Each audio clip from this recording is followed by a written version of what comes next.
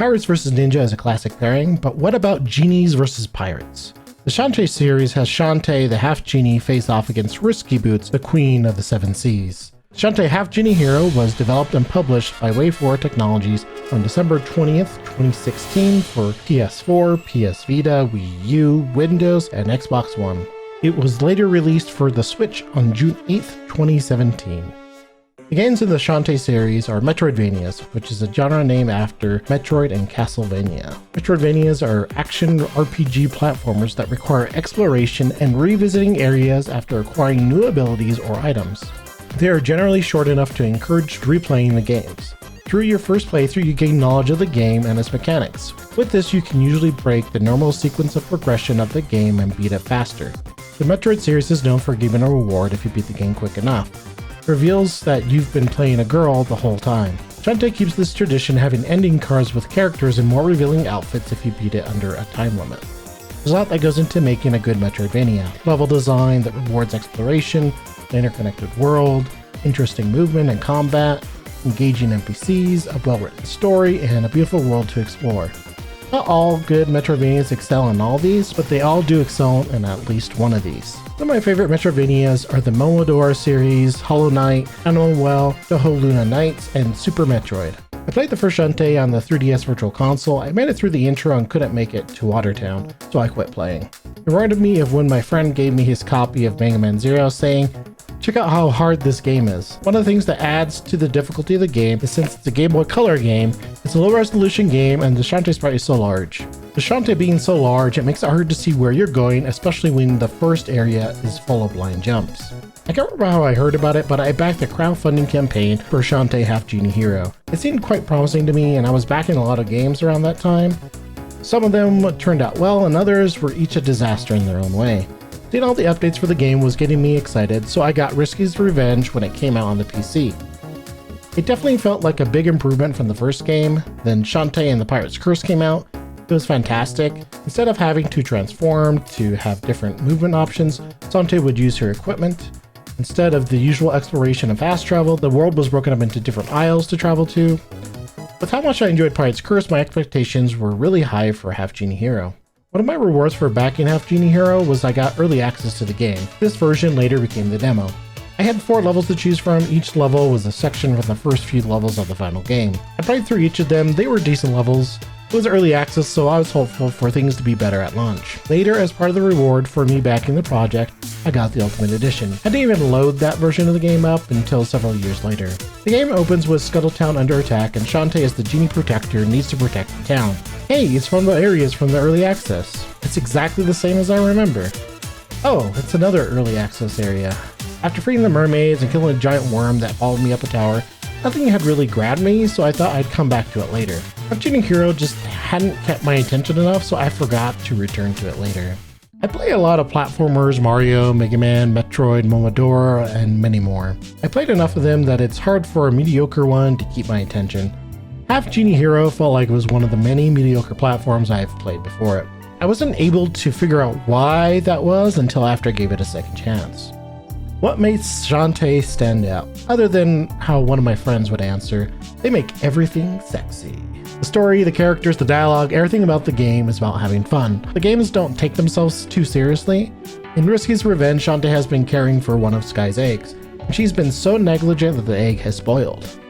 The mayor sells Scuttle Town to the Ammo Baron. In Pirate's Curse, Shantae loses her status as guardian for attacking Ammo Baron, the rights-holding owner of Scuttle Town. Shantae falls into Risky's bathtub booby trap. When a game that's all about fun is refreshing when all the popular games are so serious. I wanted to pick a game that would be quick and easy to do a shorter review on, and Shantae Half-Genie Hero seemed like a good choice, but wasn't as quick as I thought it would be. Shantae wakes as she hears whispers in her room. She follows the whispers to a trap door in her uncle's workshop that glows with an eerie light. She leaps in and finds a cave system that lurks beneath Scuttle Town. She follows a set of torches to the pool that is emitting the eerie light. As she approaches, she begins to hear the whispers again. The whispers become clearer as the entity of light appears. It introduces itself as a messenger from the Genie Realm. It warns of a great danger and says that only Shantae can save the Genie Realm and her own from this danger. Before she can get more information on her Genie mother that she has never known, she wakes up from her dream. Shantae is a little shaken from the dream. No more comic books in bed from now on. That tub of cookie dough ice cream didn't help either. Shantae wants to talk to her Uncle Mimic about the dream, but he sends her out to find Bolo. Shantae finds Bolo in the bathhouse. He's just standing there staring at the bathroom angel. Shantae talks to the angel. The bathhouse is a place of gossip, so she can provide hints for Shantae's quest if she needs them. The angel tells Shantae to take the receipt for the order that the drooling buffoon statue dropped. Shantae takes the receipt and gets the item and brings it to Uncle Mimic. With the item in hand, Uncle Mimic reveals his latest invention that will help Shantae protect the town. It's the Dynamo. It's a contraption from the old world. Once it's finished, it will light up Scuttle Town day and night and chase away monsters and pirates. With that, Shantae finally can have a break. Mimic looks around for the blueprints for the Dynamo as the Tinkerbat runs off with them. Shantae readies herself to chase after the Tinkerbat when the sound of cannon fire and screams comes from the town. Shantae runs to Sky's hatchery to catch a ride to Main Street. Sky shows off her new trick, Mega Wrench Metamorphosis. Sky hands over a whistle to Shantae, then has them both get on to Wrench's back. Shantae screams as they soar into the air. Sky tells her to relax. Wrench can stay in this size for several seconds. Shantae points Wrench to Main Street and the three descend into the burning city.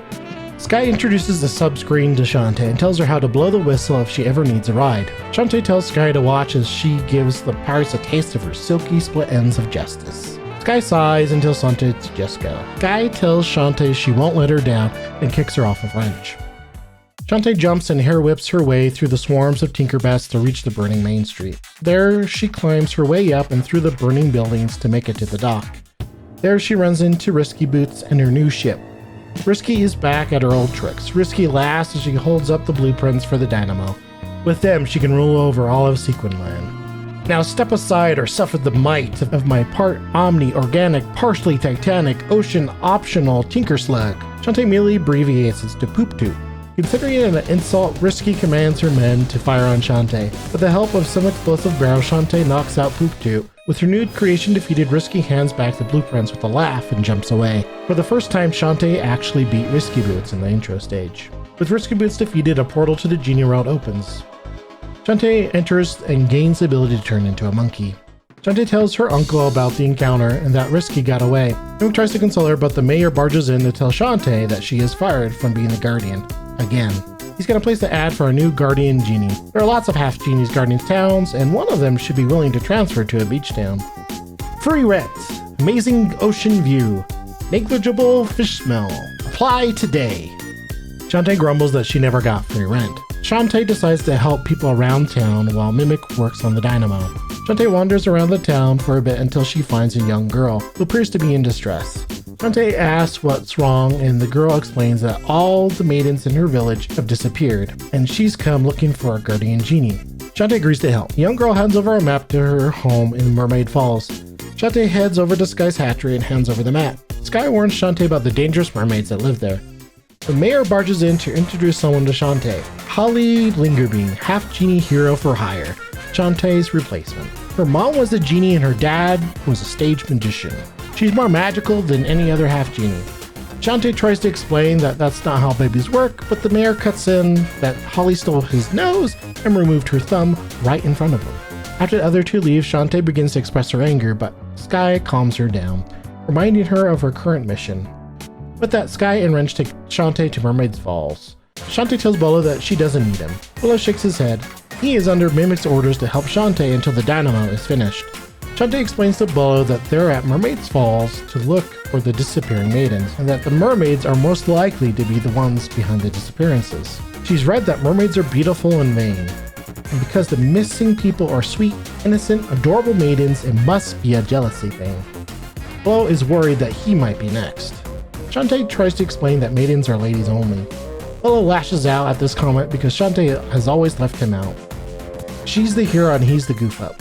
Well, I'm sick of barfing in your shadow. I'm gonna prove once and for all that I'm every bit the hero you are. With that, Bolo charges ahead. Shantae calls for Bolo to come back and that barfing in your shadow isn't a colloquialism. Worried about her dimwit friend, Shantae follows behind. After some hair whipping of mermaids and crabs, Shantae uses her monkey mode to climb up the waterfall ruins. At the top, she finds some of the missing maidens trapped in cages. She follows the cages as they're pulled into a cave. Inside the cave, Shantae finds more maidens, all tied to rings on a conveyor. Following along, Shantae witnesses this fish leap up onto each maiden's bottom half, making them take on the appearance of mermaids. Shantae continues to climb the conveyor. She sees Bolo with his head inside of a fish's mouth. Shantae buys the Dryad dance to make healing items in exchange for magic.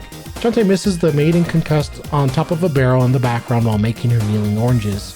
Shantae slides down the rollers as barrels try to run her over. Shantae misses the jump off the rollers and hits her tailbone. Then a barrel comes down and breaks on top of her head. Bolo flies out of the broken barrel. Shantae tells Bolo to stop messing around as she realizes that someone is creating counterfeit mermaids. Someone's been turning regular old bog standard cute girls into phony fish folk. Ugh, I'm gonna be sick. It's disgusting, all right. Shantae confronts Techno Baron. He cackles as the ground shakes and the Mermaid Queen appears all chained up. Shantae breaks the locks that hold the Mermaid Queen captive while avoiding her dangerous magic attacks. Once free, the Mermaid Queen continues attacking and Shantae whips her until she explodes. The explosion destroys the barrels, freeing the maidens. Techno Baron explains that he was selling the fake mermaids as beat-grade monster chow to help bridge the gap. Shantae gives him the business. Shantae apologizes to the mermaids for jumping to conclusions. Willow accepts her apology. With the maidens saved, another portal opens to the genie realm. Shantae gains the power to turn into a crab. Back at the workshop, Uncle Mimic congratulates Shantae on a job well done and informs her that he is missing 4 components to complete the dynamo. First thing he needs is copper ore to make copper wire. Shantae wanders around town looking for leads on the copper ore. She finds the beginning of the trade quest chain.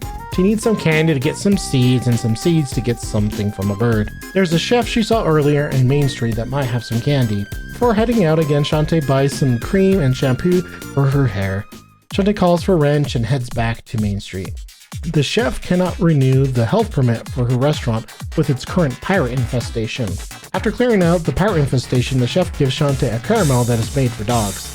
Surely the little girl wanted the candy for her dog, right? After making the trades, the bird poops out a copper egg. Mimic makes quick work with the ore and makes 2 spools of wire and thanks Shantae. No problem, Uncle. Uncle! Remind me again, who's Uncle? Shantae tells Bolo that Uncle Mimic must have a case of the olds. He's forgetful sometimes, but not like this. Bolo doesn't remember his own name. They've all lost their memories. Shantae finds the mayor wandering around the streets. She asks where the new guardian is. The mayor only knows that she went somewhere. Shantae grabs the map to Tassel Town from the mayor's hand. Shantae tries to comfort the mayor by telling him that she's gonna find help. Shantae takes the map to Sky. She also can't remember anything either. Shantae uses Sky's muscle memory to have her take Wrench to Tassel Town. The location marked on the map is a desert with ruined towers jutting out of the sand. Shantae questions if Sky followed the map correctly. A voice calls out to her that the town was destroyed centuries ago. Shantae turns around to see Holly. After some bickering, Holly runs off ahead to do her job. Shantae suspects that Holly's up to something and is going to find out what it is. She leaves Sky behind while she looks around. While following Holly's trail, Shantae finds a sunken soul. This might be useful later. The ruins of Tassel Town are full of monsters, living cacti, centipedes, and eagles. Sandstorms are irregular and cause Shantae to take shelter to prevent herself from being pushed back. Shantae finds a portal to the Genie Realm. However, a strong wind prevents her from going further in. Surely she won't forget about it later. Holly's trail leads to a standing ruined tower. Inside, Shantae is greeted by a giant sandworm that seems quite hungry. Shantae jumps and leaps past the fireball traps and undead to make it out of the tower. Good thing the sandworm can't turn. The way forward is a ruined bridge with an ever-changing path lined with archer, harpies, and pinchers. After nearly falling to her death several times, Shantae finally makes it across the bridge. Atop the next tower, Shantae finds Holly. Shantae accuses Holly of being responsible for the memory loss of all the people of Scuttletown. Duh! The last thing I'd want is your dumb genie job. Holly confesses that she isn't a half-genie. She's a memory of the most important person of all time. When you're a true legend like I am, you can have anything you want. Holly used to be Tassel Town's smartest, most beautiful, brightest star. She was summa cum laude, homecoming queen, and Miss Tassel Town 3 years running. She was adored and celebrated with tributes, paintings, statues, and books. But then the stupid town was destroyed by a stupid sandstorm that lasted hundreds of years. The memory of her was almost lost, but Wilbur saved her. He feeds on neurotransmissions. Holly used Wilbur to eliminate all other memories, thus leaving Holly the strongest memory. After explaining all of this, Holly taunts Shantae by feeding her friends memories to Wilbur. Holly can't affect Shantae's memories, so she'll need to resort to something a lot more messy. Shantae is unable to reach Wilbur with hair whips, and her magic can't pierce his chitinous plating. Luckily, with the cannons that are on top of the tower and the bombs Wilbur spits out, Shantae can knock out Wilbur's eye, then whip him until he explodes. Holly's frustration grows with Shantae. All memories should be of her. Shantae is reasonable and says that there can be memories of her, just not only her. No longer being the strongest memory, Holly fades into nothingness. With the pain in the rear gone, a portal opens to the genie realm. Shantae gains another classic ability to turn into an elephant. With this power, she can push and destroy heavy blocks and not be pushed around by wind. With everyone back to normal, the group meets up in the workshop. Bolo claims he knew Holly was a memory vampire all along. Mimic empathizes with Holly. Our true legacy isn't what's written in history books, but on the hearts of those whose lives we've touched. Shantae is unsure how to explain all this to the mayor. Sky and Bolo head out to make sure all the townsfolk are okay. Mimic takes another look at the blueprints, and the next component he will need is 2 opposing shards of magic, light and dark magic. Shantae has had experience with dark magic in the past with the Pirate's Curse, and doesn't like the idea of working with it again. Mimic tells her that with a proper balance between light and dark, that it shouldn't pose a threat, but due to her concern, he will take extra precautions. Next on Shantae's to-do list is to find a dark shard. Roddy Tops greets snack cakes. Shantae asks her not to call her that. Roddy Tops wants 2 tickets to the big race, and she'll give Shantae something good if she can get them for her. Asking around town for leads on the ticket, she finds 2 leads. She heads back to the Mermaid Falls to get some gator meat and talk to an old woman. After some exploring, Shantae finds another portal to the genie realm and gains the ability to turn into a mermaid. This allows her to swim around freely in water. With this power, she finds more sunken souls for later. Keeping in the factory, Shantae finds Grandma Bluefish. Her grandkids have run off and she needs Shantae to find them. She grants Shantae the ability to attack while she's in crab mode. Shantae collects and returns all of the grandchildren. With that, she has a race ticket in hand. Shantae then moves on to try to get some gator steaks for Twitch and Vinegar. She tries to follow the advice that they gave, but due to misunderstanding, she can't get a proper steak. Then she buys the warp dance from the snake merchant to travel through areas she's already visited faster. After more searching, Shantae heads back to Scuttle Town, upgrades her fireball spell, and buys some bikini armor. With the new triple fireball, she blasts the gator to get them to drop the stakes. She exchanges the stakes for the last ticket. Shantae then exchanges the 2 race tickets for a dark shard from Roddy Tops. Shantae asks what Roddy was doing with the dark shard. She tells her not to ask, and invites Shantae to join her at the race. Shantae tells Roddy that she'll think about it. Shantae gives Mimic the dark shard, and a strange man walks in, interrupting their conversation. He tells Shantae that there's going to be a heist at the big race. This heist could put the spectators at risk. Mimic gives Shantae a map to help her get to the race so she can stop the heist. With that, Sky and Wrench take Shantae to Cape Crustacean to see the magic carpet race. Shantae explains the situation to her friends. Someone's after the magic carpets, and everyone's a suspect. Shantae is going undercover, posing as a pilot. Sky and Bolo will watch from the stands, and Roddy will be with the pit crew. She even has a change of clothes for it. Sky and Bolo argue which one will eat the other first between the fans and Roddy Tops. The siren signals Shantae to take her mark. They all wish each other luck. Shantae immediately abandons her own carpet to hijack all the other carpets. Shantae takes the lead and finds Twitch and Vinegar stealing carpets from under the riders. They got orders from the top and will take the carpets by force. Shantae whips and fire blasts the 2 until they explode. Shantae finds the air armada that's holding all the stolen carpets. Ammo Baron's traps and minions block the way. Shantae fights her way through and destroys an engine that blows up the whole armada. Despite this loss, Ammo Baron achieved his goal to collect all the magic carpets. With the magic silk from the carpets, he can make magic carpet uniforms for his minions. To demonstrate, he and his men strike up poses to deploy their new uniforms. The minions make formations and dive at Shantae. She dodges out of the way and just whips them all, collecting the silk fibers. With all of his minions defeated, Ammo Baron explodes. With the Ammo Baron's defeat, Roddy Tops is heard over the PA system, declaring Shantae the winner of the race. The crowds cheer, a portal opens to the genie realm. Shantae gains the ability to turn into a mouse. With the mouse, she can go through the patterns in certain tiles. Back in the workshop, everyone congratulates Shantae on her win in the big race. Next objective is to find a light shard. Shantae begins to ask around town for any leads she can get on the light shard. Bolo saw a twinkling light when they visited the Mermaid Falls. Roddy reminds Shantae that she can use her elephant mode to find hidden rooms in Desert Tower. Shantae first heads to Desert Tower and finds a strange hermit there. They are looking for remains to help build their family tree. They teach Shantae how to stomp as an elephant so she can unearth the remains. Having gathered all the remains, the hermit thanks her and gives her a colt. Shantae finds a few other things in the tower and goes to the store to buy some hair cream and shampoo. Next, Shantae goes to Mermaid Falls and finds a wizard who has a sweet tooth. Shantae continues to revisit locations searching for new items she can reach with her new abilities. She gets a bunch of scrap metal, a Vorpal blade, gallery keys, and heart holders. Eventually, she ends up back at the bathhouse, where she finds a doctor. He cures her of her cold and gives her a lollipop as a reward for her good behavior. She then upgrades her spike ball spell to scimitars. Shantae gives the lollipop to the wizard, who gives her the shard of light. Shantae gives the light shard to Mimic. With that, only one component is left. Hearing the news that they're almost at the end, Roddy Top says it's time for her to split. After all, gotta enjoy life while we still can. Shantae asks why Roddy would say such a thing. Hypno Baron is summoning a creature of unspeakable horror.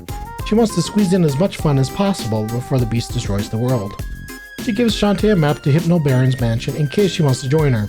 Shantae apologizes to Meg for delaying helping him one more time. She can't let the Hypno Baron destroy the world. When Shantae enters the hatchery, Sky asks if she wants to go to Hypno Baron's mansion. Roddy Tubbs came in asking about a ride, but Sky sent her packing. Sky warns Shantae that Roddy will get her into trouble. Shantae just wants to stop the Hypno Baron. Sky begrudgingly takes Shantae to the mansion. Shantae catches up to Roddy Tops. Roddy tells Shantae that Sky made her walk all the way here, and she had just changed her legs last week. Shantae tries to comfort her, telling her that they'll find some better legs for her. Shantae asks about the monster that's going to be summoned. Hypno Baron came to Roddy Tops' brothers for some advice. He needed a creature that would rip open the fabric of space and wash away humankind in a sea of eternal woe. Or something like that. They gave him the ritual in exchange for a bag of coffee. It was before 9 a.m. Shantae charges in to stop the ritual, and Roddy will watch the fireworks from here. The mansion is full of skeletons, ghosts hiding in chests, slime gals, and bats. After wandering through the darkness, Shantae makes it outside to find another ruined pathway. She makes her way across using the eye blocks that change direction based on when she lands on them, avoiding spikes, broken legs, and many other obstacles. Shantae arrives at the ritual too late. Hypno Baron has already completed the incantation. He then calls forth the unspeakable horror. Squid Baron? Squid Baron is excited to no longer be a filler boss. Squid Baron says the next game is going to be his own game and spits out a few ideas. Shantae corrects him that a game title always has a colon or an and the in the name. A Squid Baron spin-off game would sell like buns. And that their color palettes are the same, so swapping them would do nothing. Squid Baron doesn't take kindly to the criticism and throws a tantrum. He spins around and stomps until Shantae whips him enough until he explodes. The two Barons then team up to try and take down Shantae. Hypno Baron flings Squid Baron around, tossing some fire, but Shantae whips them until they both explode. Shantae gives a sigh of relief to see Hypno Baron was still intact after the explosion. Shantae sniffles, almost crying that the Squid Baron is gone now. Hypno Baron confesses that he summoned Squid Baron here to get his merchandising rights. So he will live on forever in hats, mugs, t-shirts, crew necks, and raglans. Tritops overheard wrong. He said, gracing the fabric of leisure time and blowing away humankind in a sea of heavy weave 100% cotton comfort. Squid Baron merch will fund evil for all eternity! After all that, Shantae is ready to go home and take a very long, very hot bath. A portal to the genie realm opens up and Shantae gains the ability to turn into a harpy. As you'd expect, she can fly around freely as a harpy and reach new heights. After defeating evil for the 5th time today, Shantae is ready to get the final component. The blueprints have a hand crank, but Mimic has an idea to prove on it. He's going to add a hamster wheel instead. Shantae thinks this would be a bad deal for the hamster. Roddy has an idea though. Her brother has a zombie hamster and it will never get tired. They should use that. 2 more fetch quests for Shantae to go on. Find iron to make the hamster wheel and to get the zombie hamster. Roddy suggests that they can get a hamster and she can turn it into a zombie. That's how her brother got his. Shantae suggests they just get his hamster instead. Shantae then begins to ask around town for an iron slab. She trades the Vorpal blade for a foxy grandma hat. She trades the hat with the grandma bluefish for the ability to shoot bubbles as a mermaid. With that, Shantae heads out to explore the few leads she has. Shantae finds Poe. His hamster doesn't want to stay in the mansion. He keeps running away. Shantae offers a nice home for the hamster. Poe hands him over. Shantae keeps exploring, finding another trade quest for a poster. Then she gets a Venom Spit for the Spider Mode, a Waterfall Relic, a Harpy Talon, Sunken Souls, Heart Holders, and the Iron Slab. With that, she has what she needs for the final component. Everyone gathers for a minute to show off the completed Dynamo. At first, the Dynamo seems to be fine, but it goes haywire and zaps Shantae with dark energy. Everyone begins to panic. A booming, echoing laugh comes from above. Risky Boots jumps down, her plan finally taking fruition. She lost on purpose to give back the blueprints that she had altered. The Dynamo did create a large amount of electricity, but it also created a counterflow of negative energy. She changed it so that the counterflow created dark magic instead. Shantae's color begins to shift into that of Nega Shantae, seen before when Risky corrupted Shantae's magic with a lamp. This was all an experiment, and as she had hoped, she inverted Shantae's light magic into dark magic. Now that the Dynamo is complete, she needs to modify it to work on a larger scale, so that she can corrupt the Genie realm and use that power to take over both worlds. And now that Shantae is corrupted, she's their problem, not hers. Everyone expresses their concern for Shantae. What can they do? Shantae gives off an evil laugh. You can suffer, you can squirm like the pathetic maggots you are. Shantae's magic bursts, enshrouding everyone in darkness. Shantae begins to fight with her evil self, but Nega Shantae's strength is growing. Voices call out, it's her friends. Sky, Bolo, and Roddy Tops all show up and give their friendship speeches that empower Shantae enough for her to defeat her evil half. Shantae awakes from the darkness. Her friends had been trying to reach her for hours. Uncle Mimic apologizes to Shantae, for it was his work that caused this to happen. Shantae tells her uncle that she is to blame. She knew of the danger to the Genie realm. She wanted to play the hero. She felt she needed to make up for her human half, but the strength of her human friends saved her. Mimic tells Shantae that her human half might be her stronger half. Shantae then sees a map laying on the ground. It must lead to Risky's hideout. Everyone warns Shantae that they know nothing about Risky's plan, and that this moment calls for patience. If Shantae learns more of Risky's plan, Mimic may be able to create a device to counter her plan. But the longer they wait, the closer Risky gets to completing her own plan. No matter if Shantae confronts her now or looks for clues, she'll always make it in the nick of time. Shantae finds the 4 barons she defeated earlier in various parts of the town. Each one has the clues that she needs. Luckily, she has already collected all the sunken souls that Hypno Baron needs. He gives her Risky's ribbon. She then trades the poster she got from Squid Baron for another poster, and gives that poster to Squid Baron for Risky's buckle. Shantae runs around collecting more scrap metal and a data chip. She then trades those in for Risky's pendant and Risky's cufflink.